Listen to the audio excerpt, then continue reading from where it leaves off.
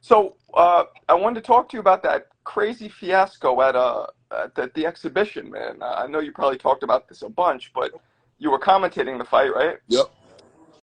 And then the shit broke out, right? And I heard what you said, where Gotti. I mean, what was Gotti doing? He was probably just kind of shook, like he didn't really know what to do, so he was just holding the whole fight.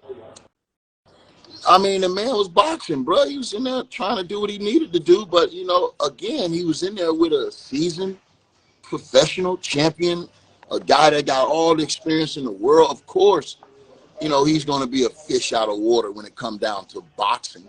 But truth be told, I mean, the only thing the man didn't do was let his hands go. Right. I mean, when you look at his posture and his form, he looked like a fighter. Yeah. He wasn't crossing up his feet. He wasn't, ducking to the point where he was covering his eyes. I mean, he was there. He belonged, but he just didn't have enough tools in the tool shed. You feel me? He don't have enough experience to really dance with a guy like Floyd Mayweather.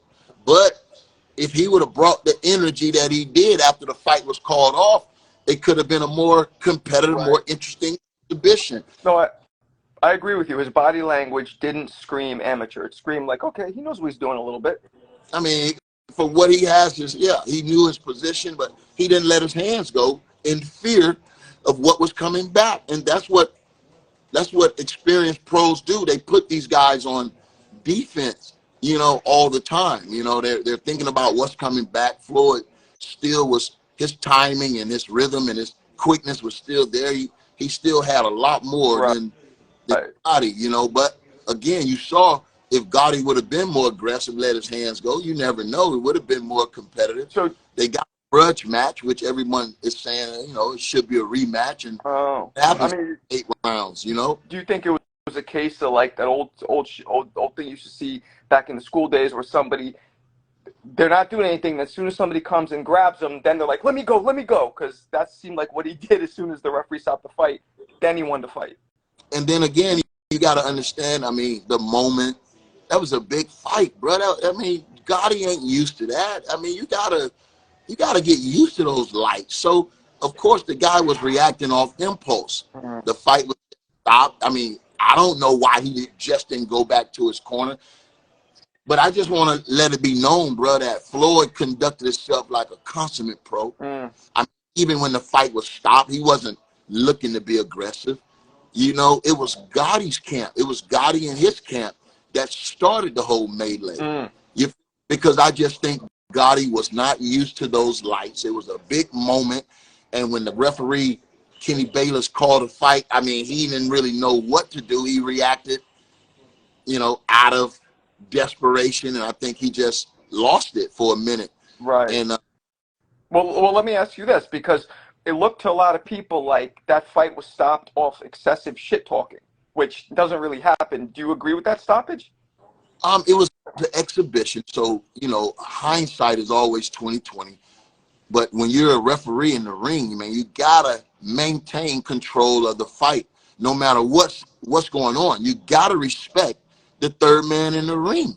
So both guys was very hostile. They was very animated, and like I said, it was two big, huge brands.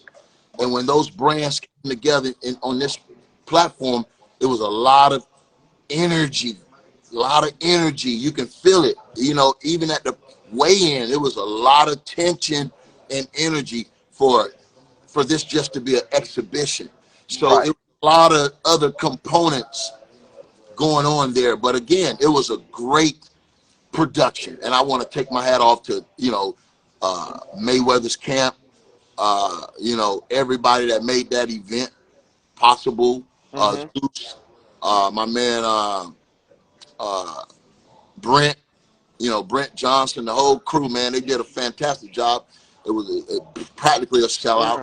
The inner building was amazing. All the stars and stuff came out. So, hats off to Mayweather and what he's doing with these exhibitions, man.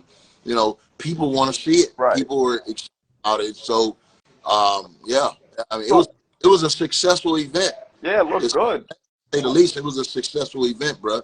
Right, look good. I mean, so was this a case of kind of like what happened again with Bo and Galata, where like, why did the fighting spill over now into the people in the audience and backstage? Like, what do you think caused all that? Just the energy or what? No, you see, again, again, there was a situation that was going on between two reality stars, but you know, we thought it was an isolated incident, but we realized hindsight that they had some history and they had already been threatening each other online. So that was a Oh, situation that, you know, when they saw each other, it was going to pop off anyway because of the build. oh, you're talking about Jocelyn and the other girl. Yeah, that was some stuff that they was personal. You know, that was a person. Oh, You know, so that didn't really have anything to do with the event. It's just two girls are out there on social media capping off, and when they saw each other, they went at it. what, Unfortunately, were there other fights happening that you saw like beyond those two I girls? mean, I didn't personally see no fights, but that man, I just walked into that. You know what I mean? I was leaving the situation from ringside, and then when I went back there, it was the fight was already going on. I mean, but no, I don't condone that. I don't condone any fighting outside of the boxing ring, bro, because you can express yourself in the boxing ring, beat somebody ass, and you ain't got to go to jail for it. So you know that's the place where all of this should be taking place. Right, right. No, and you were handling it well. You were trying to kind of mediate. You were trying to calm the situation, but there's only so much you could have done. I was just trying to verbally get them to stop, but you know, I knew I wasn't gonna touch nobody, wasn't gonna let nobody touch me. But nah, I mean, verbally, I was trying to get everybody to just stop what they were doing because it was unnecessary for one, and it didn't make any sense for two. Um, but again, with all the drama and all that, I mean, I must say, man, I had the best weekend of my life, man. I had a really good time, man. It was long overdue. It was And fun. with the drama, man, it was exciting. So yeah, you know, that's what it's all about. Hey guys, please subscribe and smash that like button. And if there's any fighters you want us to interview or anything else, any questions or comments, hit us up. We're here for you.